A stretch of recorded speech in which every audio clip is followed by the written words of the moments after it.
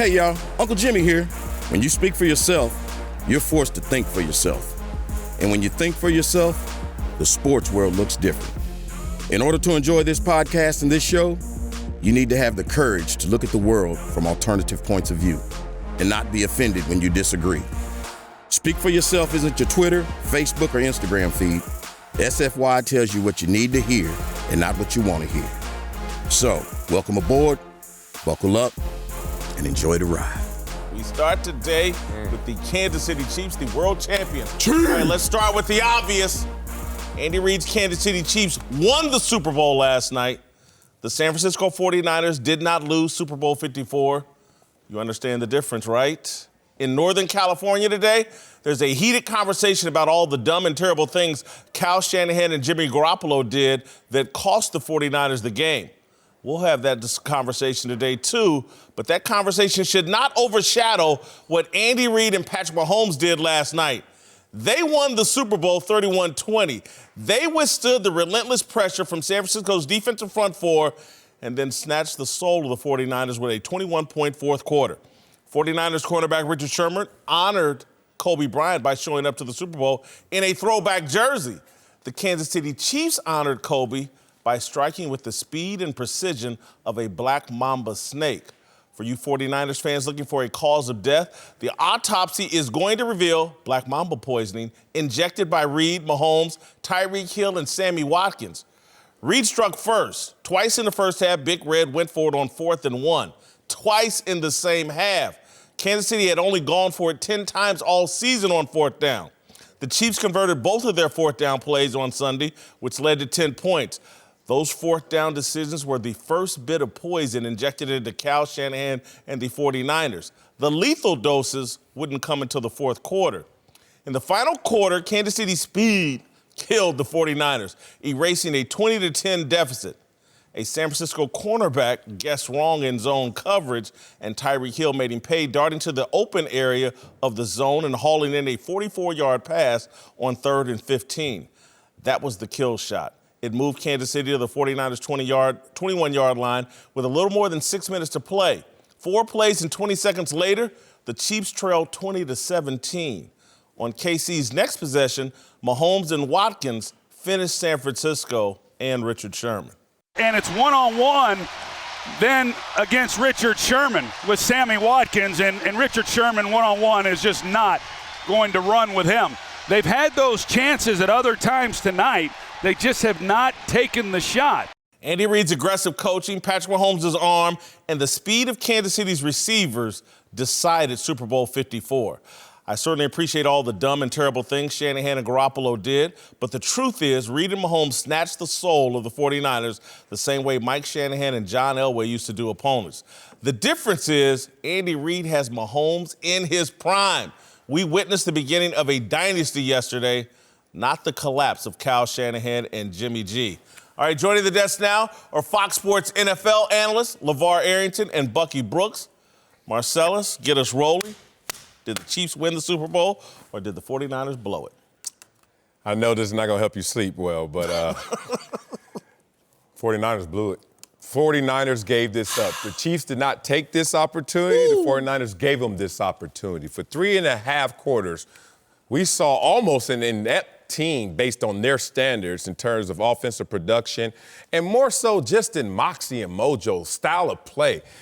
We all get graded based on not only team success, but individual success. And Patrick Mahomes, who has set absurd standards for his own grading system, looked substandard for most of that game. And what happened? I've been here before. I think we've all been here before. Don't date your fantasy. When you date your fantasy, you know what happens? Reality kicks in. And this entire team, the 49ers, for 3.5 quarters, were on the hunt. We're on the mission. And finally, they started to fantasize. It's happening. It's about to go down. Because we got the second best rushing attack in postseason history almost. And we got this defense. Oh, we up 10? I don't care who they are. Line them up and lay them down. They got to that moment where they started to fantasize about the result. And that's what gave up their momentum. That's what gave up the opportunity for the Chiefs to do what the Chiefs did.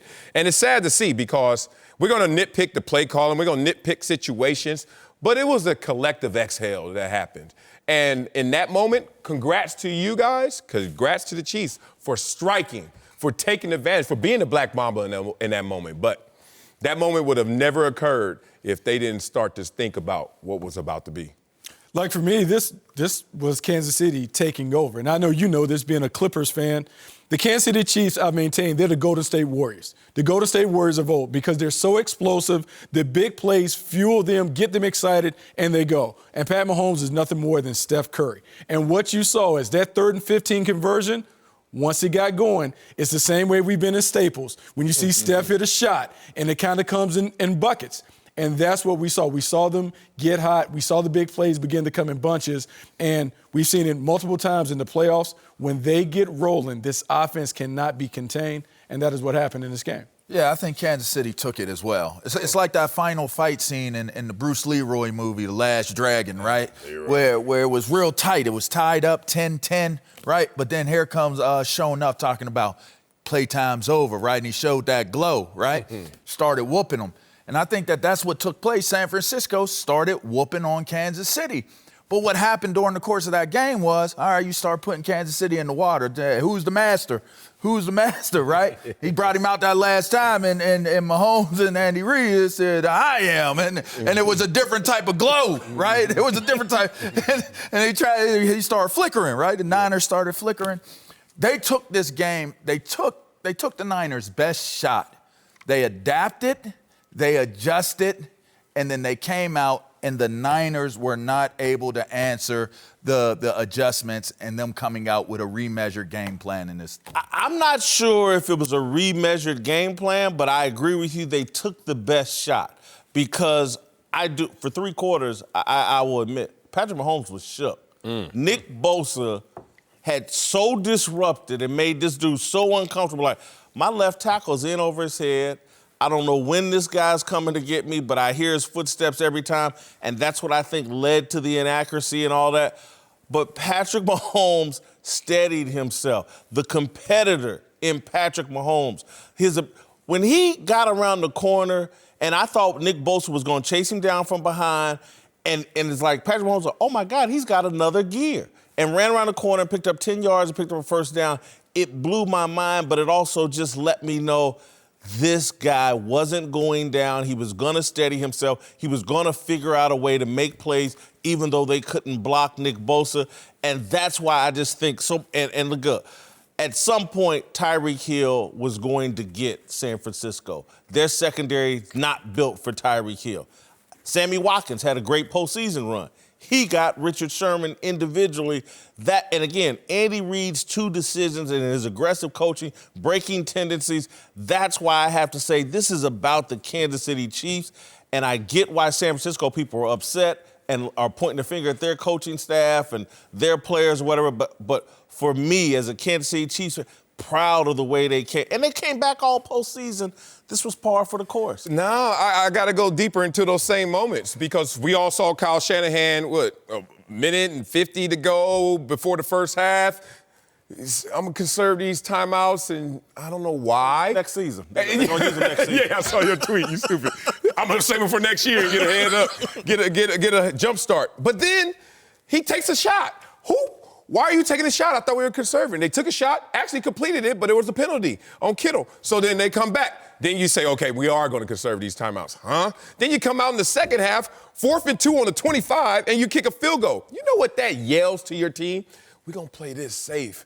We're going to play this conservatively. And then what happened when they got into the 4th quarter? Patrick Mahomes throws another interception, 2 in a row, and everyone said Patrick Mahomes showed up. He's in the 4th quarter, y'all, throwing interceptions, okay? So stop with this showing up. And then finally, it's like 7 minutes to go.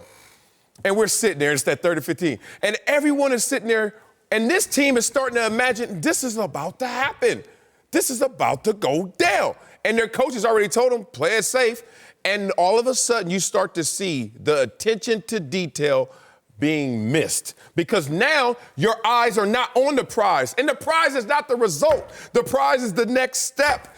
Do all the little things, you'll get the big thing. They collectively lost that because of Kyle Shanahan, not because of what was given to them or taken from them by the Chiefs. It's all about the quarterback. It's all about Pat Mahomes. And I think both coaches told you exactly what you need to know about the quarterbacks in this game. At the end of the first half, when people asked Kyle Shanahan, why did he sit on it? He said, because I didn't want to give the ball back to Kansas City with 3 timeouts and that quarterback. The reason Andy Reid took Pat Mahomes is because when we were in Green Bay in the mid-'90s, Brett Favre won 3 straight MVPs, 95, 96, 97. Andy Reid says Pat Mahomes is the closest thing that he's seen to him than Brett Favre. And one of the things that I can tell you about being Brett's teammate is that all we felt, if we can just get him the ball back, we can win. When you hear all the conversations after the game, all the guys said, we just knew if we could get the ball back to Pat, Pat could do it. He's a special player, and that's the difference between a franchise quarterback and other quarterbacks. And that what you just said is why I believe, truly, this isn't a fan in me, and I know I'm dressed like a fan today because I am. This is the beginning of a dynasty.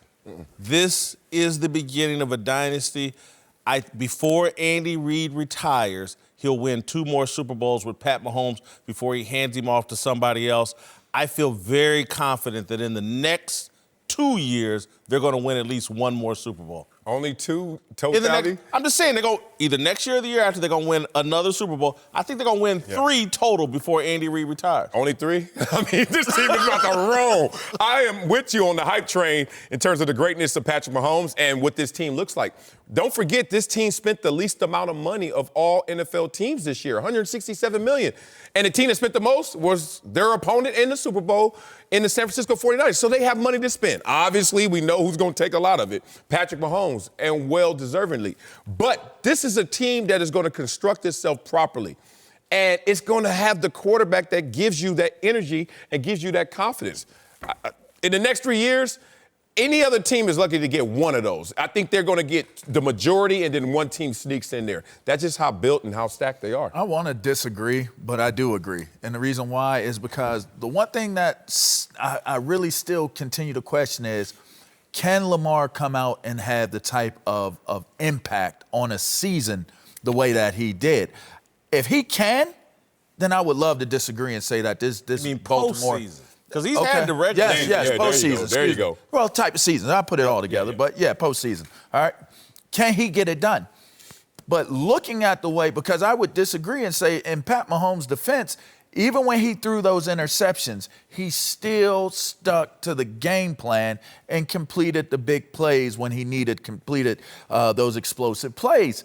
The way he looks out there on the field at this younger stage in his career, if Andy Reid stays healthy, if he can keep his coaching staff together and put some pieces around him that are going to continue to grow with Mahomes, it definitely could be a start of a dynasty. Now, I would say they're going to be in contention for the long term, but it's hard. It's hard because we've seen this before. We saw Aaron Rodgers win a Super Bowl, and we thought that they would have a dynasty in Green Bay. It's hard to get over the threshold. However, everyone that is building their team now, you have to build your team to be the Kansas City Chiefs. And it is really hard because you got a transcendent talent at quarterback and a track team on the outside. And the collective speed that they have on offense, their offense is their best defense. Because when you really look at this team wasn't more talented than the San Francisco 49ers. They had a great quarterback. They had speedsters on the outside. But that quarterback can mask all the other flaws, which is why we talk about franchise quarterbacks. That is what they're supposed to be able to do. Look, the Aaron Rodgers comparison, where it falls down slightly, and I love Aaron Rodgers' talent, but if you look at Patrick Mahomes' leadership and the connection that he and Lamar, I'll put Lamar in that same class, the connection their teammates have with them, that belief, that rallying around this guy, where everything we've heard about Aaron Rodgers from Greg Jennings on down is like, this is an odd dude. It's hard to connect with. Again, that's what I've always said about Brett Favre, man. Like, guys really love playing for and with Brett Favre. I don't think Aaron Rodgers creates that kind of aura. Patrick Mahomes certainly does. This dude talks country, a little bit awkward, but people love this dude because he loves the game. They know what he puts into the game, and they know what his talent can do for them. It goes all the way back to our Friday conversation about force multiplier.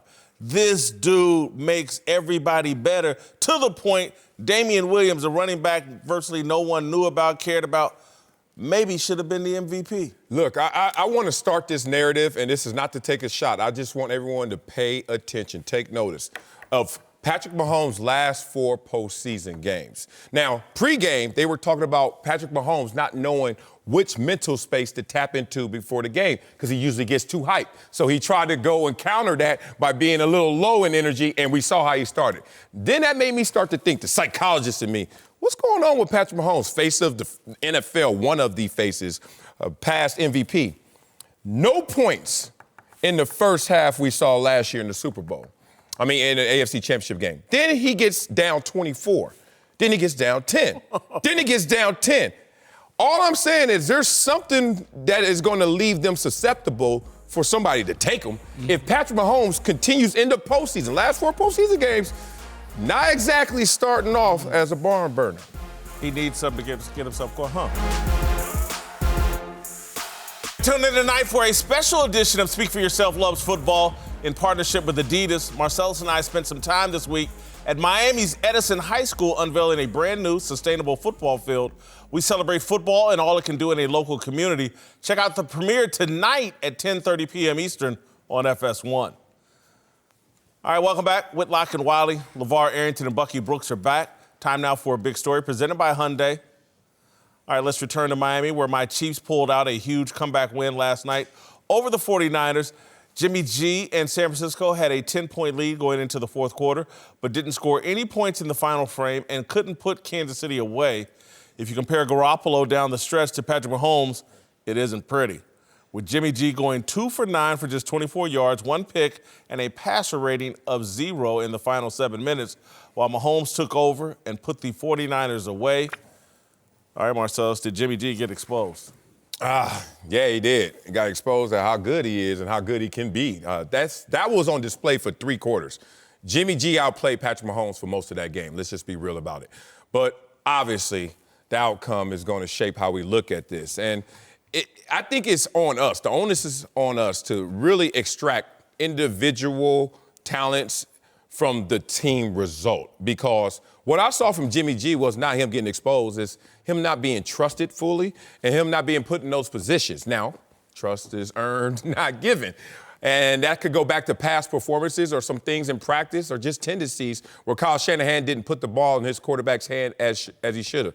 But there were a few moments and miscues for Jimmy G, but there were even more for Patrick Mahomes. The thing about Jimmy G that I liked is that he didn't seem like the moment was too big for him. He walked on that field from hello, going against a former MVP and one of the faces of the NFL and said, let's go, and was winning that battle. But obviously being let down, some defensively, some in terms of play calling, he didn't live up to the full billing. But Jimmy G, walking into that game and walking out of that game, I think people think more positively of him. So I heard you talk about the coach, the defense, the supporting cast. And so it plays right into my point. Quarterbacks are lumped into 2 categories. They're either trucks or trailers. Trucks carry the squad. Trailers are carried by the squad. He's a trailer. He has to have everything around him, support him, so he can play at a high level. When Kyle Shanahan was on his game, dialing it up, he was serving up completions easy, and he was taking them. But when it was money time, in the fourth quarter, when you say, hey, guy, I need you to go make a play, Jimmy Garoppolo cannot make that play. We saw in the fourth quarter, it is there. All they need to do is get a couple first downs. Couldn't do it. Then at the end of the game, he dials up a home run. Emmanuel Sanders. It's wide open. Wide open. Blew the layup. So you're talking about in basketball, it's a make or miss league. At some point, he has to make. Until then, he's going to stay in that trailer category. No, he didn't get exposed, and I agree he is the trailer, not the truck. And the sad thing about what you had to say, Bucky, is he's always been the same player. He's executed the game plan masterfully to get them to where they needed to be.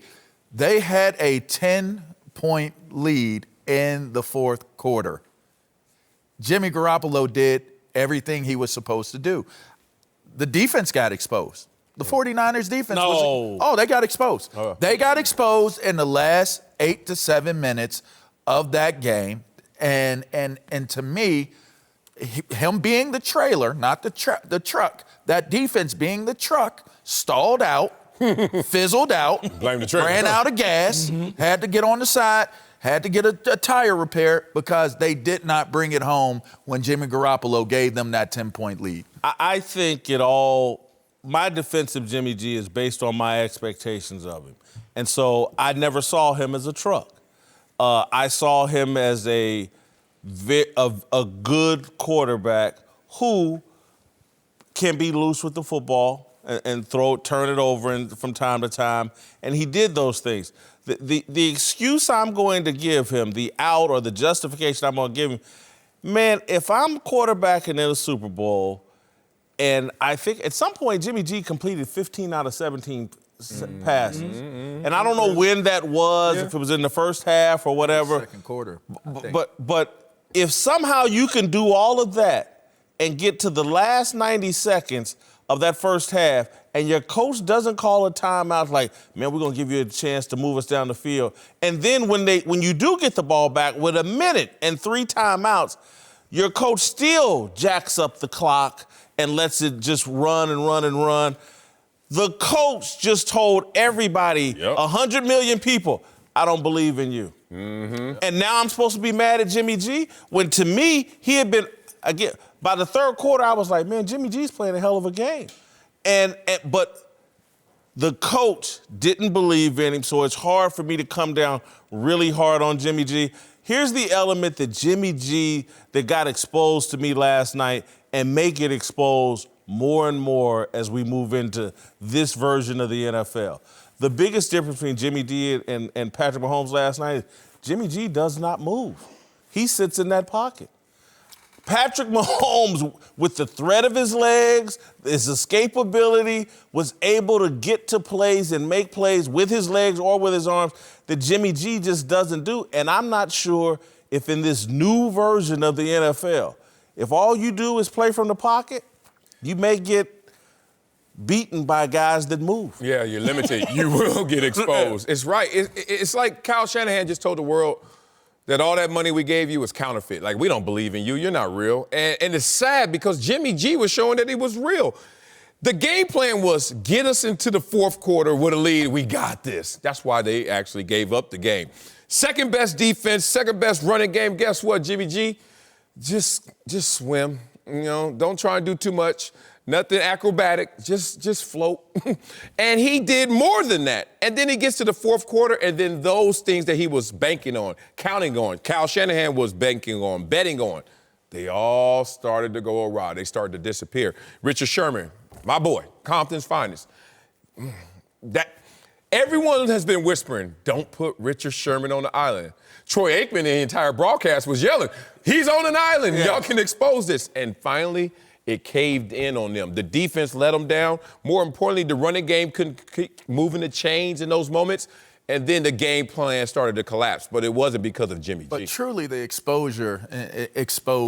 exposing of was his opportunity to get critics to speak on him differently. Yeah. If we're going to talk about what was truly exposed, he still had the opportunity to deliver a big, explosive play to Emmanuel Sanders, and as it was already stated, he missed it.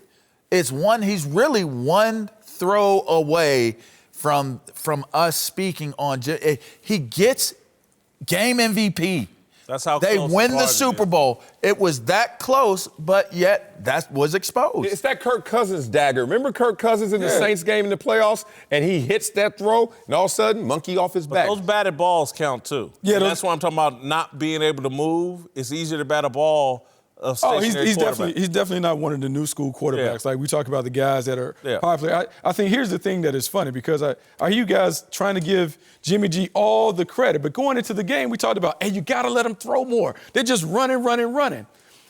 Well, if they're running the ball all the time, it is Kyle Shanahan telling you, we don't trust this dude because when we let him throw it, he turns it over. And the more he throws, he's on a pitch count. When he throws over 30 times, the turnovers come in bunches. And that's what's happening. And so even though we talk about the price tag and how much it is, it doesn't change who the player is. Their game plan had them up 10 with 7-8 minutes left in the game. Buck, Can't overlook that. You make a hell of a point because I think a lot of people are critical of my critique of Jimmy G, this loose deal. And I say it goes all the way back to personality, and people think I'm just cracking a joke, but I'm not. The whole thing with the porn star out in Beverly Hills speaks to a mindset, and the reason why I can say that is because I've been infected with that loose mindset. My decision-making early on in my 20s and 30s, very loose. And it just didn't apply. Personal life, it crept into my professional life. Go look at the suspensions I've had in my career. I would turn the ball over. I had to touch that hot stove several times before I said, oh, that fire's hot. Let me leave that alone. That's Jimmy G, and Kyle Shanahan certainly sees it as well. I don't think he does. I think what he's trying to do is bring him along in a process that we're not patient enough to respect. Think about young Ben Roethlisberger. I remember seeing him. Suspect. 61 QB rating in the postseason, but you get a Super Bowl out of that. Brady, 77. Get a Super Bowl out of that. Jimmy G, 76. Oh, damn, Jimmy G, you sorry. And that's just how close it is. It's just micro thin in terms of one play or not being let down by your counterpart. Let's return to Miami, where the Chiefs had an amazing win last night over the 49ers to take home Super Bowl 54. Patrick Mahomes was named MVP after engineering a 10-point fourth-quarter comeback, and no doubt he was great down the stretch. But he actually struggled for much of the game, and another Chief, running back Damian Williams, made a strong case for the award, putting up 100 rushing yards with 1 rushing TD and 1 receiving TD, while Mahomes ended the night with 2 picks and the lowest passer rating of any QB to win a Super Bowl MVP. Did Patrick Mahomes deserve to be Super Bowl MVP? No, obviously not. Look, we all know the political campaigning that goes on in any industry, any business, especially the biggest event in sports every single year, the Super Bowl. I think Patrick Mahomes, they already had the M and the V given to him, and they were just waiting for him to go do anything to give him the P. And it's wild because Damian Williams went out there and was balling out of control, keeping this ship afloat while Patrick Mahomes was trying to figure out what his mental space was and where to throw the football. Unfair to Damian Williams, who had a stat line that would grade higher in his meeting room than Patrick Mahomes' would in his meeting room. He also had 2 touchdowns. We also know that coming into this game with the stat line that Damian Williams had, 4 of the 5 running backs who had that stat line or greater in the Super Bowl all won MVP. Only one did not. And he didn't have name value either. His name was Timmy Smith. Remember him? Timmy Smith didn't win MVP? No, it was Doug Williams. Doug Williams, yeah. Yeah, so my point is he just lost because the back of the jersey, not because of the stat sheet, and that's unfortunate and it's unfair to my young man. I mean, you really watched that game and felt like that Damian Williams was the reason why they won. No, I felt that he was closer to the reason they won. So let's take away. Who salted the game away, Bucky? Let's take away that 38-yard run. Let's take away the 38-yard run at the end of the game. The game? 16 carries for 66 yards. I mean, that's what we're talking about. 16 carries for 60-something yards. That's MVP caliber? Hold on. Sealing a game. No, it was already sealed. 24-20 is not sealing. As soon as he got that first down, he should have fell down. When they stopped him I'm trying to win MVP. I ain't falling down. What the hell you doing? It's a wrap. Patrick Mahomes should have won the MVP. Are you serious? Yes. Yes, because in the fourth fourth quarter. rating ever. Take all that away. The guy who made the plays.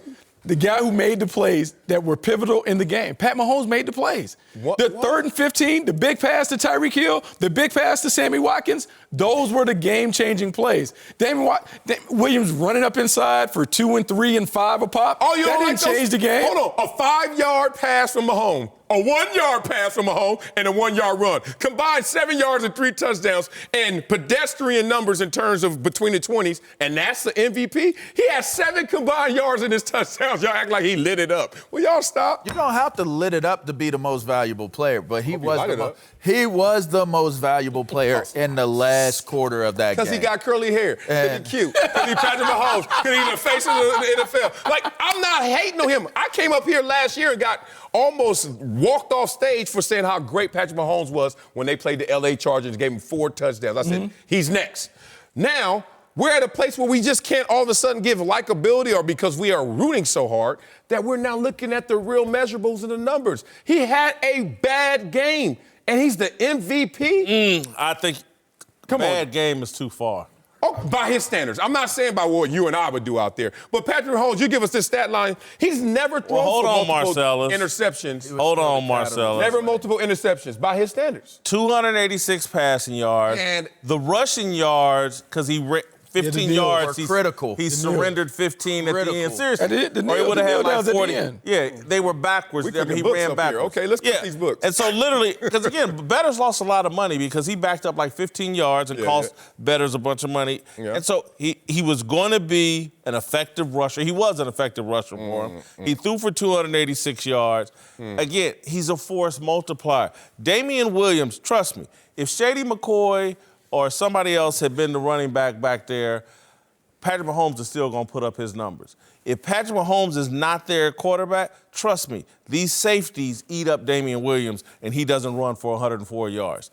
So, look, no disrespect to Damian Williams. The guy that I actually thought was the second candidate for MVP, and this will sound crazy, but if you watch the game, Chris Jones forced the first interception. I know the other guy came in and got the actual hit, but Chris Jones forced him out of the pocket, put the pressure on him, and then these batted balls, man, were critical. Oh, yeah, that's critical. Chris Jones, to me, was the second best, most impactful Chiefs player in that Super Bowl. Have we ever watched a Super Bowl and the MVP by the broadcast crew is saying, man, he's not playing well in the third quarter? Like, think about these moments right here. I got a full screen right here to show you Patrick Mahomes when Troy Aikman was calling him out, as he should have. Look at these numbers through third quarter. My wife just put my daughter down at that moment. In the end of the third quarter, fourth quarter, she's like, this game's over. Passer rating 62.9. Look at that, 145 passing yards. I get it. There's a reason why, Marcellus. What's that? Nick Bosa. Oh, he was during the fourth quarter? And again, I in my biggest game of my college career, I put a quarterback in the same position Patrick Mahomes was in for 3 quarters because I couldn't deal with a dude. And that brought back nightmares yesterday. This dude was in Patrick Mahomes' head. Most quarterbacks would have folded up their tent, neatly packed it, and rolled up out of there. But for the simple fact that he didn't, and for whatever happened in those first 3 quarters, I always say, a franchise quarterback does what? They do it in spite of, right? I always use in spite of. I give you that. They got down to it.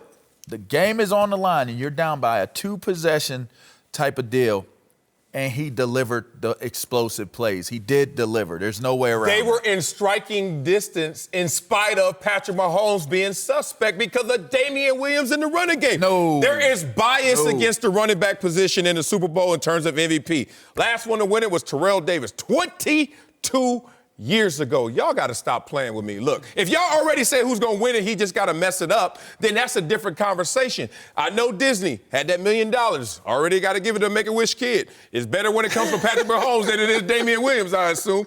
It was all commercial propaganda, man. I think what you're saying certainly played a role. No, without question. Doubt. I think this is what's best for the league, best for Disney World, best for the Kansas City Chiefs, best for me. I don't even know what I would have worn had Damian Williams. I don't know how to look like Damian Williams, but I do kind of like Patrick Mahomes.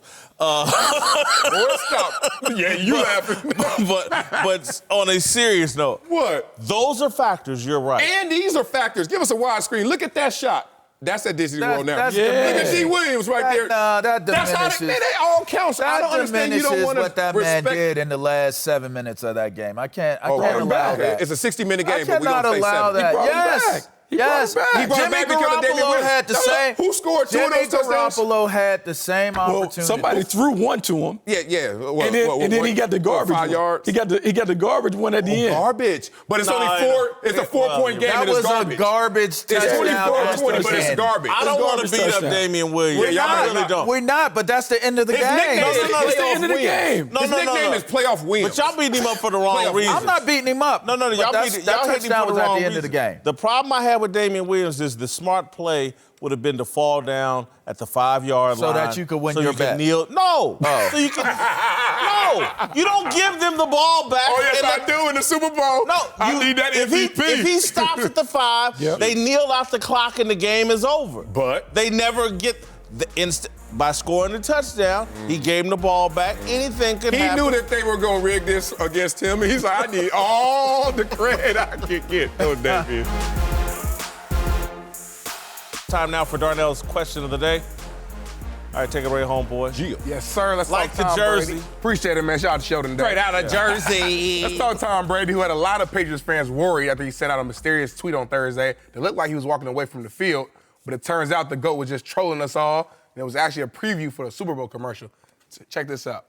They say all good things must come to an end. So to my teammates, my family, and my fans, you deserve to hear this from me. Hulu doesn't just have live sports. According to the script they just gave me, Hulu also has your favorite cable channels plus the greatest shows, movies, and originals of all time. So it's time to say goodbye to TV as you know it. But me? I'm not going anywhere. All right, guys, you like Tom Brady's troll job here. No. I'm starting to get a little concerned that Tom Brady is showing early signs of the onset of social media troll addiction, loving the attention. I love Tom Brady.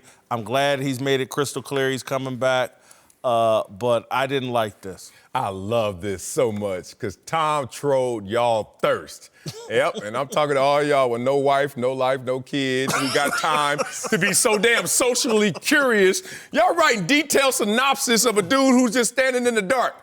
I can't remember how many articles were ever written about something that was so meaningless. He took a picture in the tunnel. What does it mean? Whoa, wow. Y'all going to those places? Fine. So here's my thing. I love me a troll job when it's just leaning into where y'all want to go anywhere. Y'all thirsty butts. So Gus, it wasn't elaborate.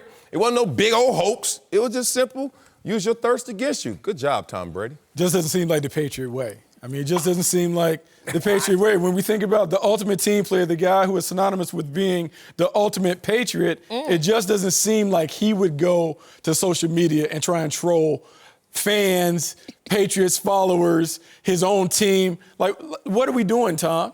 What are we doing? TB12, baby. It's been the wave for like the last 5 years. It's hey, look at me. A pivot. It's a pivot. Y'all are tripping. This is not trolling. This is genius. It's entertainment. All right? Now think about this. You heard Donnell when he introduced the topic.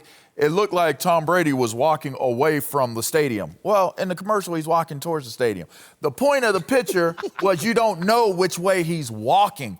This man didn't troll anybody. He just had Hulu pay millions of dollars. Hold on. He just had Hulu pay millions of dollars to clear up what his cryptic picture of artistry on his social media was. And if y'all were listening to him, I'm going to shout out Hulu. Y'all paid all this money to give me this free commercial time to tell y'all what I'm really thinking. So Hulu has this, Hulu has that. Oh, by the way, Tom's not going anywhere. He just told everybody in the fan base, he just told every team, Tom ain't going nowhere. I thought it was brilliant. And drop the mic, Tom. You're doing it off the field, too. I like it, too, because it was coupled this news cycle with talks of the Patriots north of $30 million to acquire him, to keep him. The Chargers doing the same. The Raiders entering the conversation. The Titans, Miami, Tampa, all of that. And Hulu sitting there like, oh, yeah, thanks. Because who would have cared as much about this commercial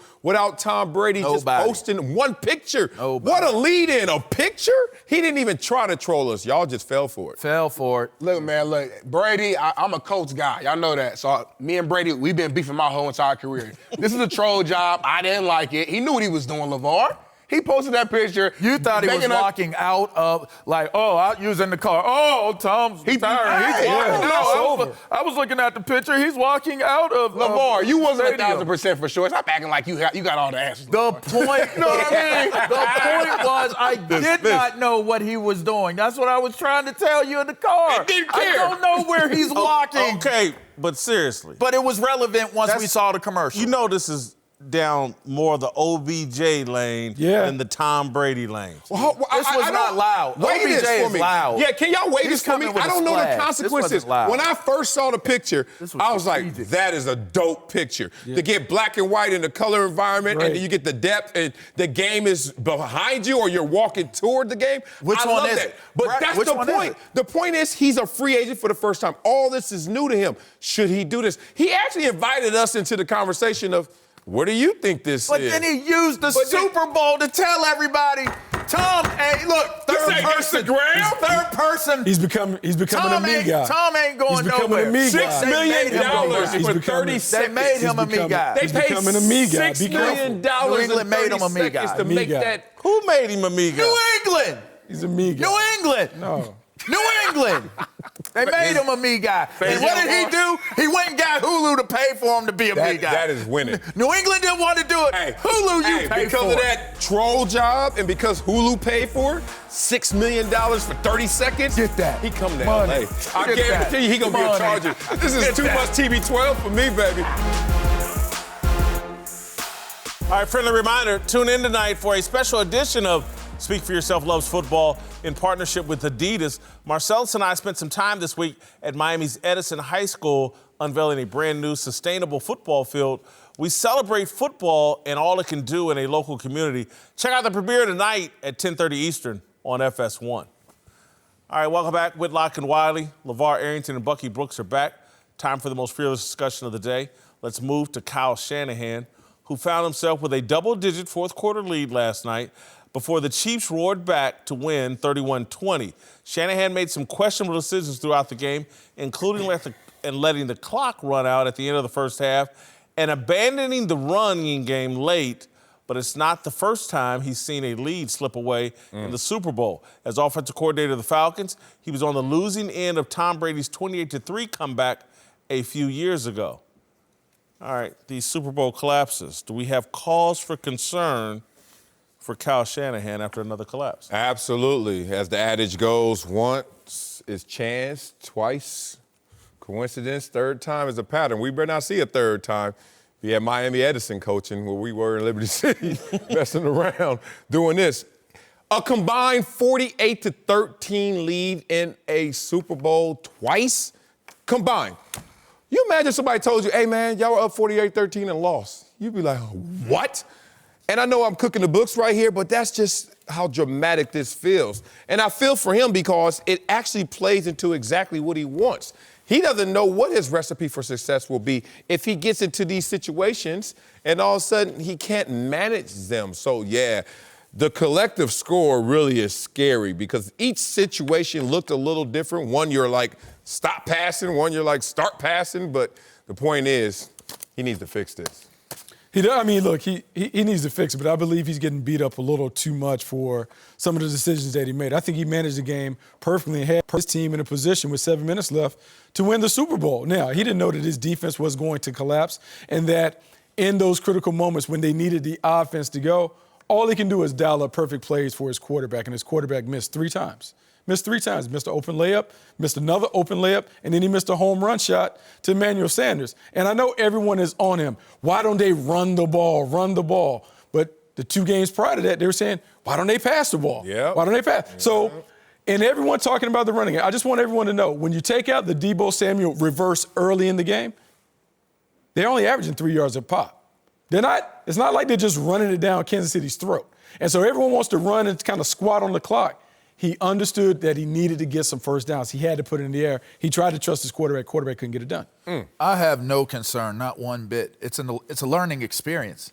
That first time he was an OC. He wasn't the head coach. He wasn't running everything. Let's be clear on that. Let's be clear on this. He was not the head coach of that Atlanta Falcons team. So the blame falls at the feet of someone else. Dan Quinn. Yes, that's correct. So here you go, right? Look no further than Andy Reid across the field, all right? Experience. We said it later in the week, last week, going into the game. Experience, if it comes down to coaching and experience over youth is the matchup, you got to go with experience. If we were looking at Andy Reid and saying that Andy Reid is done, Andy Reid is washed up, which, by the way, a lot of people have said about him through the years, then Andy Reid doesn't hoist the Lombardi Trophy last evening. So to me, I look at what Cal is going through. It's a tremendous learning experience. All those things that he's learning from these shortcomings in the big game, you would like to hope and believe that he'll make it back, and in one of these games, he will be able to exercise that experience to be able to win the game. Let me ask you this, though, LeVar. Do you remember in Seattle when they lost the Super Bowl because Russell Wilson threw an interception from the 1 yard line instead of giving Marshawn Lynch? Yeah. And that Seattle team couldn't let that moment go. Mm-hmm. It hung over that team. And eventually the Legion of Boom had to be run out, blah, blah, blah. So there's like a circle of trust that goes on with a coach. And you don't want to do anything to break that trust. And so I think they went into this game like, man, we got the best young coach. We got Kyle Shanahan, blah, blah, blah. And I think with particularly Richard Sherman and some of the other players there are going to sit around all offseason like, damn, what were we doing? No, Richard Sherman going to sit around all offseason like, damn, what was I doing? Where's my time? Where'd that time go? Listen. Oh, no. Count of 3. Most people don't look in the mirror. They look out the windshield and start pointing the finger. Yeah. And Kyle Shanahan, I'm just telling you, has broken the law. Look, and he can reclaim it, restore it. Bill Belichick went through it with the Malcolm Butler decision. And if you're Bill Belichick, you come in and you don't miss a beat and you restore order, but he has so much history. And so I just believe there's reason to be concerned. Can he fix it? Absolutely. But it's just like Marcellus said, if there's a third one of these episodes, and if it happens in the divisional round of the playoffs, the wild card round, or the championship round, or the Super Bowl again, people will be like, hey, man. You know, Andy Reid had to do it with another team. If in reality, he should have been in position to win it with Philly. He had to do it with another team. One of his coaching descendants did it. He could end up doing it in a different city. The collapses we're talking about could lead to him having to go do it in another city. Doesn't matter. But from all things that I have heard, and I know a few guys in the locker room, they really buy into Kyle Shanahan. No question. They relate to him on a way where it's like a big brother / authoritative figure as a coach. As long as that belief is there, and I don't see that this game, if anything, this game proves to them that let's lean into it a little bit more with one another, and maybe we can get the win next time. Take some of the blame for some of the loss, but in the end, they ride for one another, and they weren't nowhere near winning no Super Bowl until Kyle got there. I don't believe you, LeVar, right now. We're going to have to use our experiences. I believe Look, one, we know this has true momentum because it's happened 2 times. So imagine you're on this team and you're in the Super Bowl again next year, and imagine you have a lead. What's the first thing in your head? It certainly ain't safe with him calling these plays, more so than somebody else. Be real about that because we got to use our own experiences against us. So, LeVar. They were winning. LeVar, I've known you for so long, 2 decades long. Yep. LeVar, if you say you love somebody, then you break up. Then you see you with the next girl, you say, I love her, then you break up. Next time you come around me, talk about you love somebody, guess what I'm going to think? But I still love them. I just don't want to be with you. It ain't gonna last. I just don't want to be with you. And I've seen it before, and I've heard it before. All I'm going to say to that, is I know you. All I'm going to say. Oh, this is the one, huh? This is the one? No, this isn't the one. You totally messed me up with that. Kyle Shanahan. Man, stop. Kyle Shanahan has the chance to do some things at a younger age than most coaches had opportunity. So he should have more of a learning curve and more of an opportunity to correct those wrongs. And I think that's the situation. But we know this because every champion has to be heartbroken along the way. Yeah. Last year, the Kansas City Chiefs were heartbroken, overtime loss in the AFC title game. Again, did they feel like they were going to win? They should have won. Dee Ford jumps offside. They had to play it all the way back to get there to do it. So this is an opportunity for Cal to take a hard lesson that will propel him to be a champion. Sometimes you have to go through these things. It's uncommon for someone to skate to the top. Like Magic Johnson, huh? But I just want you, there's two things. It's not just how he handled the end of the first half, but I guarantee you Jimmy G's popular enough in that locker room that vote of no confidence that he gave Jimmy G right before halftime, that breaks the circle of trust. Yeah. Hey, man, we rolled all the way here, 16 games of regular season, we won 2 playoff games, and now we get to a critical moment and you just tell the whole world, man, hey, I don't believe in this That's guy. a victim's mentality. No. Last I checked on this stage, victim mentality does not fly. It's a no-fly zone for victim mentality. No. If you are not in a position where your coach trusts that your ability to throw the ball and to deliver the ball doesn't outweigh you turning that ball back over to a team where you believe that their quarterback can deliver, you have to accept that and look in the mirror and say, I need to do better. Yeah. There has to be, it has to be a self-accountability that I am going to prove and I am going to show that I can be that type of quarterback. I think this shrapnel is going upstairs as well. One, an organization that makes Jimmy G the highest paid player at one time, it doesn't come down with a heavy hand and say, we can trust in him. That's part one. Coach is going to get it because this is the second time it's happened to you. And the player's going to feel it because isolated events with a connected story. John Lynch, the general manager. Everybody getting it. He wanted Jimmy G to have a chance to make plays. He was doing it? You didn't see that? He did it in the booth. He did it in the booth. But he's also in the circle booth. of trust. But he's also in the booth. He's also in the booth. So when we talk about player for player, we all have sat in locker rooms and we've looked around and we know when a guy is real and when he's not. I don't think Kyle Shanahan has to convince those guys about Jimmy Garoppolo and why they handled the situation as such, because those guys have seen the mistakes that Jimmy Garoppolo. Because every time you've had to protect Jimmy, it's in winning moments. This is a losing moment. We need an explanation now. What? John Lynch? We need an explanation. Parents do it at every game. Parents do it at every game. Parents have the right call. John Lynch. It may be out of habit. It was just a reflex action. It's just out of habit. There you go. 2 weeks ago, the quarterback. You might have been saying that about the Hall of Fame. Time out. Why ain't I getting in? Let's return to Miami, where Patrick Mahomes took over late last night, scoring 21 unanswered points to win Super Bowl 54. Richard Sherman had no answer for the Chiefs' speedy receivers, getting burned by Sammy Watkins on a huge play that has set up the go-ahead touchdown. After the game, Sherman said he wasn't good enough, and a guy who called him out before the game, Darrelle Revis, was happy, tweeting, quote, Are y'all waiting for the flame? With a bunch of laughing emojis. That's me laughing. All right, Richard Sherman and family, I would suggest you turn the volume down.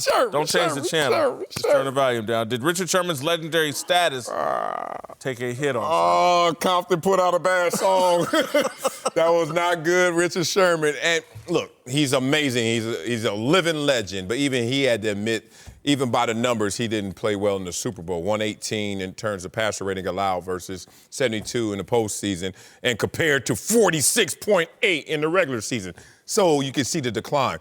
That said, 2 things really are at play right here that's really unfortunate. One is Darrelle Revis had to shine a light on this. And 2 is the mic and the amplification of the whispers about Richard Sherman, because everybody who loves Richard Sherman always used to whisper, man, you see him impressed, man, you see him try to go one-on-one, I don't know. That never was microphoned and amplified like it was because of Darrelle Revis. And once those two caught together, it ignited, man. And what a bad moment to be put on that stage. And it's almost like a social stage. It's not really football X's and O's. It was the social stage of everyone's paying attention to your one wart, and boy, did it get exposed. I mean, I think every corner, as long as you live on the island, you're going to give up some plays. I mean, even Stephon Gilmore won Defensive Player of the Year. At the end of the year, Buffalo, they started going at him. Yeah, they did. So it's just kind of the cost of doing business. When you lock up and line up in man-to-man, or even their version of cover 3, which puts him in man into the boundary, it is hard to consistently win the reps. It's unfortunate that it came at a pivotal moment, but I don't think this takes away anything from the legendary status that he put up. The same guy who said mediocre to Crabtree, the same guy who was sitting there saying, you let That was the young guy. This is juxtaposed to that. That's the same legacy. You can't. What makes you can break you. What made Richard Sherman wasn't just tremendous play. He had that mouth with it. Yeah. Now somebody else is talking and woofing at him, and he can't respond on the field of play. We've all seen older players kind of decline and deteriorate before. I mean, we're talking about Tom Brady. Y'all want to still give him $30 million, and we saw how he played this year. Yeah. It doesn't change. When you're a legend, it never changes. You know, it's just part of his history. In the short term, it does impact his legacy. And for those reasons, he talked a big game. I mean, he responded to Darrelle Revis. I mean, if he wouldn't have said anything, who knows if Darrelle Revis even responds to it after it happens. You never know, right? But he talks, and he wants the spotlight on him, and he backs it up. He has always backed it up. So in the short term, yes, it does impact his legacy. Long term, people will forget about these little things, and they'll look at the brilliance of what he represented as a. It's like Conor McGregor. It's like Conor McGregor in the UFC. Conor McGregor talks a lot. He's done his stuff. He's done his fair share of winning, but he's also been knocked out. He's knocked out. A lot of people want to see him get knocked out. I would say this: Richard Sherman has been a different kind of Deion Sanders for his 10 years or so in the NFL. He's not Deion. You better qualify that. I said a different kind of Deion Sanders. Okay. Most corners all are different than Deion Sanders. Okay. But I'm just saying, the bluster, the hype around them, the voice of the league, an outspoken guy, that's Richard Sherman. And no one ever thought he was the cover guy that Deion was. But now it's like, oh, he really ain't the cover guy Deion was. And now I just think this goes on his resume permanently. It's like he's there's system quarterbacks, there's system cornerbacks. Great. He was great in a system, Legion of Boom and all that. But and I'm not trying to, he's a Hall of Famer in my opinion. There's no question about it. He's a Hall of Famer. But does he go in as a Hall of Famer as, like in a conversation of one of the great corners that ever played the game? And I think he was on that track. Not now. But he was healthy. You got to keep in mind, I'll tell you how serious an Achilles tendon injury is worse than an ACL. Any of the, it's the Let me give you the other reason, though, when I say different kind of Deion Sanders. And this isn't being talked about because there's so many other things to talk about. Go look at his post-game interview. Cam Newton-esque almost. Okay.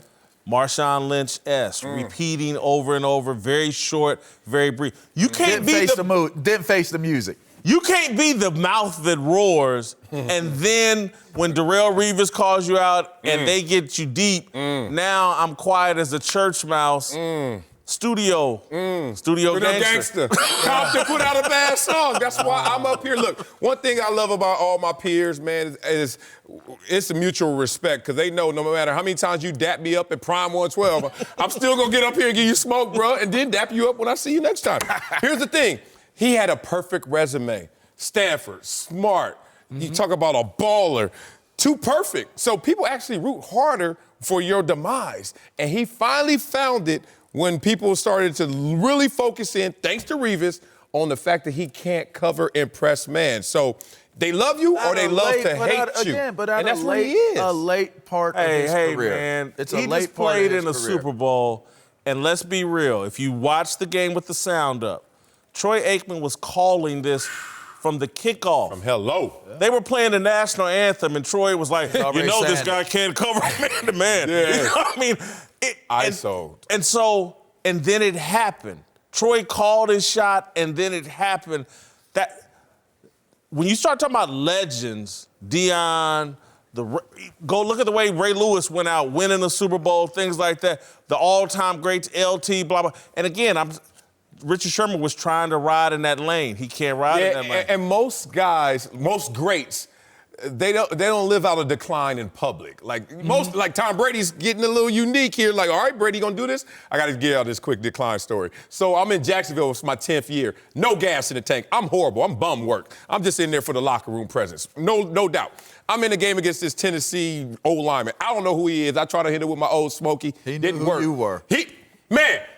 pancaked me, and then when he was getting me up, he said, "Damn, Wiley, I grew up watching you. What happened?" Yeah. Oh, I said, that's the last year I played football. That was the rap right there. That's my story. All right, Darnell, how many Super 6 winners did we have this weekend? We actually had a grand total of 19. So huge congratulations to those fans. Each won over $13,000 yesterday. And be sure to download the Fox Sports Super 6 and play for free for your chance to win. Uncle Jimmy's here to help us talk about our approval rating for Andy Reid. You. But first, who's your big dummy of the day?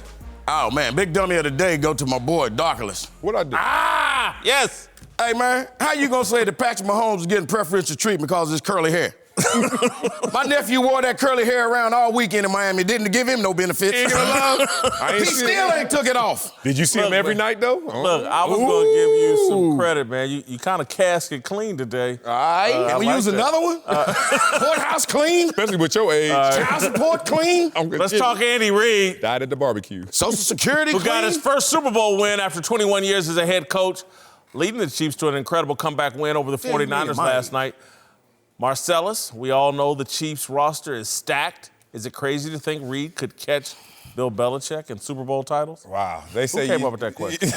Who wrote this? They say you shouldn't tell kids what they can't do, but you can tell adults what they can't do. Hell no, he ain't gonna catch no damn Bill Belichick. He's 61 and he just got his first one. I don't think he coaches forever. So no, I don't think. I think that question is born out of Patrick Mahomes' greatness, and so maybe they can win the next 5 Super Bowls.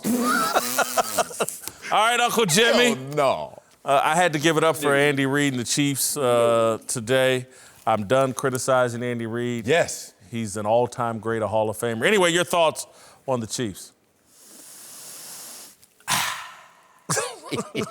So it is written, so it shall be. I told y'all what was happening, but y'all didn't want to listen to me. I told y'all the boy was the truth. Some of y'all said I was a lie. Damn how we start the game. But at the end, y'all was the one running out like y'all's ass was on fire. See, I ain't like you, nephew. I don't waffle in gravy. I told y'all the Chiefs was gonna whoop that ass. No ifs, no ands, no maybes.